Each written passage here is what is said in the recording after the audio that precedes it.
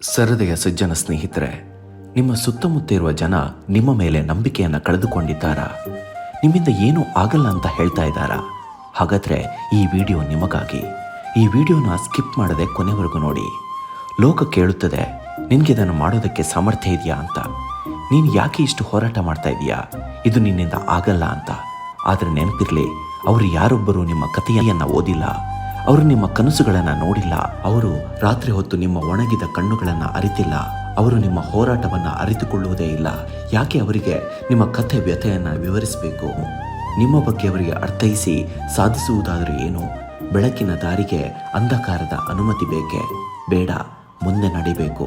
ಮಾತಿನಲ್ಲ, ನಿಮ್ಮ ಕೆಲಸದಲ್ಲೇ ಉತ್ತರವನ್ನು ಕೊಡಬೇಕು. ಕಡೆಗೊಮ್ಮೆ ಹೃದಯವೇ ದನಿಯುತ್ತದೆ. ಪ್ರಯತ್ನ ಮಾಡ್ತಾ ಮಾಡ್ತಾ ಮುಂದೆ ಹೋಗ್ತಿರ್ತೇವೆ. ಆದರೆ ನೋವು ನಿಮ್ಮನ್ನು ಬಲಿಷ್ಠರನ್ನಾಗಿಸಲು ಒಂದು ಗುರು. ಇವತ್ತಿನ ನೋವು ನಾಳೆಯ ಬಲ. ನೀವು ಈಗ ಹೊತ್ತಿರುವ ತೂಕ ಬರೀ ನೋವಲ್ಲ, ಅದು ನಾಳೆ ನೀವು ಹಿಡಿಯಲಿರುವ ವಿಜಯದ ಕಿರೀಟದ ತೂಕ. ನಿಮ್ಮ ಮಾತುಗಳನ್ನು ಜಗತ್ತು ಕೇಳಬಹುದು, ನಿಮ್ಮ ಕನಸುಗಳನ್ನು ಕೇಳಬಹುದು, ಆದರೆ ಅದು ಗೌರವಿಸುವುದು ಒಂದೇ ಒಂದನ್ನು ಮಾತ್ರ. ಅದುವೇ ನಿಮ್ಮ ಸಾಧನೆ. ನಿಮ್ಮ ಸಾಧನೆ ಮಾತಾಡಿದ ಮೇಲೆ ನಿಮ್ಮನ್ನು ನಂಬದೇ ಇದ್ದವರು ಕೂಡ ಅದೇ ನಿಮ್ಮ ಪಂಕ್ತಿಯಲ್ಲಿ ನಿಂತು ಚಪ್ಪಾಳೆಯನ್ನು ಹೊಡಿತಾರೆ. ಅದು ಮಾನವ ಸ್ವಭಾವ.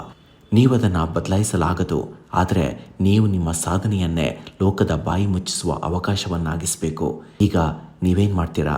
ಸುಮ್ಮನೆ ಕೂತು ಕಾಲಹರಣ ಮಾಡ್ತೀರಾ ಅಥವಾ ಸಾಧನೆ ಹೆಡೆಗೆ ಒಂದು ಹೆಜ್ಜೆ ಮುಂದೆ ಇಡ್ತೀರಾ? ನೀವೇ ಯೋಚನೆ ಮಾಡಿ ಕಮೆಂಟ್ ಬಾಕ್ಸ್ನಲ್ಲಿ ತಿಳಿಸಿ. ನಮಸ್ಕಾರ.